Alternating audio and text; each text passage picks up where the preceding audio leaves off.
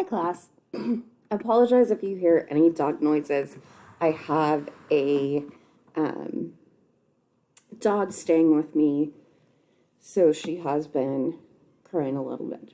Anyway, today we're going to talk about consumer behavior and all things related to that, from needs, how consumers make decisions, etc. So, when you're making a decision, your purchase process, whether you know it or not, consists of 5 different stages. So, one, you recognize there's some kind of problem or issue. So, you need something. Then you start looking for information to help you make that decision. After you seek out information, you look at different options. So this is also, and you'll see later, called a consideration set. So which options am I considering? Then you make a decision, and generally your decision is based off of value.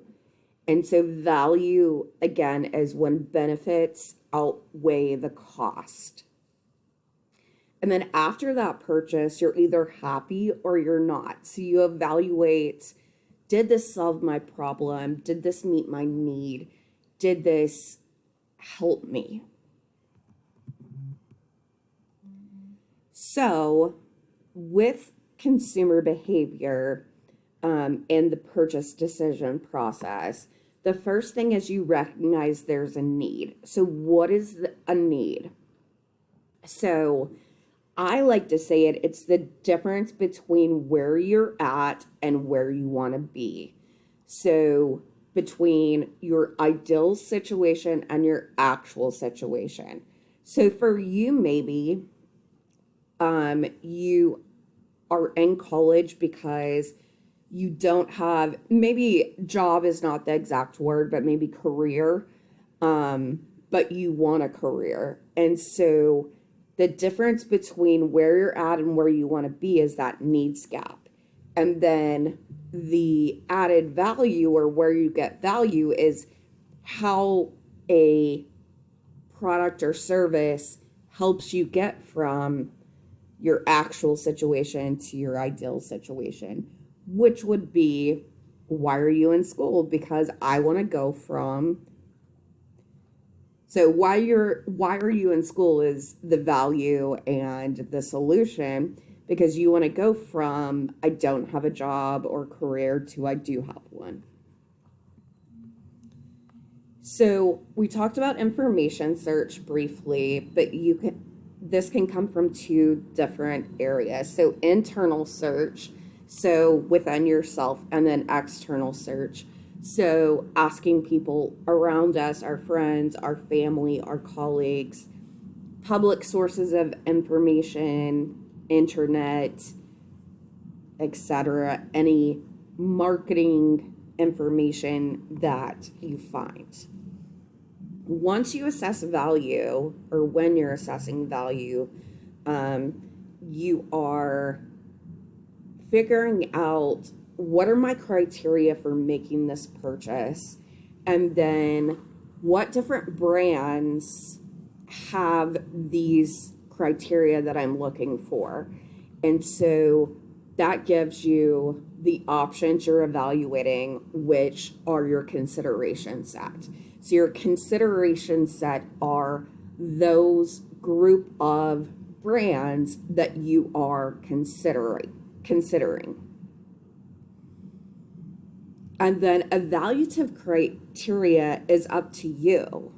Like, what are the things most important to you for a product or service to have to solve this particular need? So that the consumer decides that. So what criteria am I going to evaluate my options on? And then with developing value perception, out of those criteria, how would I rank them? Which would carry the most weight? which are the most important, because that's going to help us develop which option is going to bring us the most value. So when you're evaluating, you're deciding, one, finally, who are you going to buy from? But how soon are you going to make this decision? So is this an immediate need, or is this like a future need? So maybe I know in the next couple of years I want to buy a car, but maybe I start, considering and looking at my evaluative criteria, what's important to me, and my options earlier on than that 2-year mark. So one thing you want to look at in post-purchase behavior is how happy are your customers. So you can see on here, customer satisfaction studies show that satisfied customers tell 3 people, but when you're angry and you're really unhappy, maybe you bought this car and you thought it was going to be amazing and it turned out to be horrible, dissatisfied customers are going to tell everyone or all their friends and family. So 9 people. And so cognitive dissonance is exactly what, the parentheses are saying. It's buyer's remorse. It's your regret. So I made this purchase, I spent this money, and now I regret that I made that selection.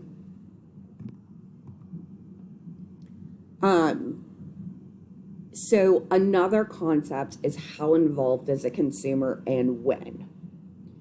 So if it's extended problem solving, that's going to be generally a newer product or service, or new for you, or high importance. So let me just move on to this slide because this explains it a lot better. When there's high involvement, which is extended problem solving, you're generally going to look at a lot of brands, sellers, options, a lot of information, and you're going to spend a lot of time. And so extended problem solving is generally going to be, for a consumer, a very large purchase. So for example, if I'm buying a house, or maybe if I'm buying a car, or even if I'm buying like a new laptop, those are all bigger purchases for a consumer.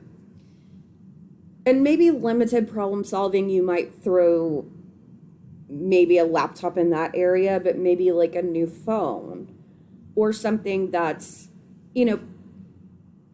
the cost, and the cost as a percentage of, what that person is making, how much money that person has, is going to determine where different purchases fit in terms of, are they extended, are they routine? So for example, if I'm going to go buy, let's say I want chicken strips.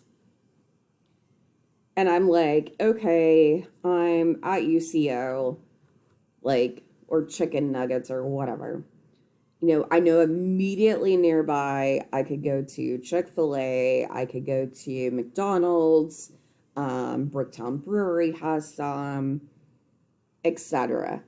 I'm not going to spend a ton of time looking at that. I'm probably just going to think about, okay, I've been to these places. Which do I like? Which do I prefer? How much time is it going to take me to actually get my order? And that's it. Whereas if I'm buying a house, then that's on the whole other spectrum. So, influences that impact your decision making or a consumer's decision making. What level of purchase is it? You know, what do your peers think? What do your friends, family, um, groups you want to be associated with, or peers you want to be associated with think? What's the physical aspect of it? So, like, where you're at. So, in the chicken nugget slash strip example, like, if I'm at UCO, like, what's nearby? What's the time effect? So, temporal is time.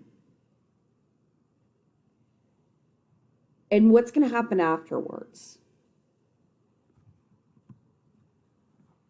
So you can see different influences. You have marketing influences from the 4 Ps: product, price, promotion, place. You can look at the psychological influences, sociocultural influences, and situational influences. So the chapter goes into a ton of detail on each of those. So I'm not going to, because I think that's when you should go to the chapter, you look at your ebook, and go through those homework assignments, and you'll get the details. These videos are to give you a highlight of the really important topics. And what are all of these, needs based off of?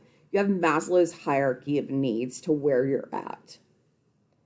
So from a basic need to just survive, which is like food, water, shelter, oxygen, to, going up the spectrum to an actualization and fulfillment.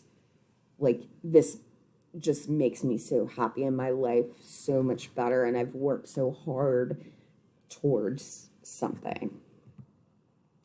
Okay, so that is the highlight of chapter 5, and please do your SMART book and your quiz.